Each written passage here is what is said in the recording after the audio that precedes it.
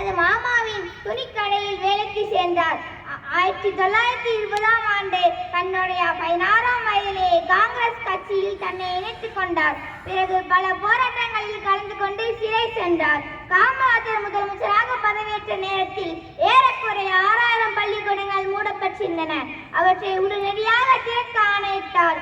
மாநிலம் முழுவதும் அனைவருக்கும் இலவச கட்டாய கல்விக்கான சட்டத்தை தீவிரமாக நடைமுறைப்படுத்தினார்.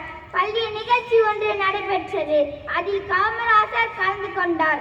அப்பொழுது மாணவன் ஒருவன் மயங்கி விழுந்தான். தண்ணீர் தெளித்து அவனை எழுப்பினர். காமராஜர் காலையில் சாப்பிட்டாயா என்று கேட்டார். அச்சிறுவன் இல்லை ஐயா என்று கூறினான்.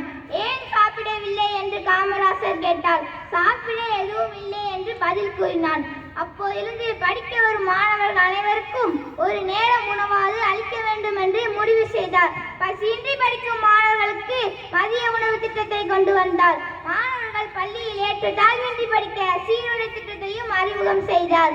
மாணவர்கள் உயர்கல்வி பெற பொறியியல் கல்லூரிகள், மருத்துவக் கல்லூரிகள், கால்நடை மருத்துவக் கல்லூரிகள், ஆசிரியர் பயிற்சி நிறுவனங்கள் போன்றவை புதிதாக தொடங்கினார்.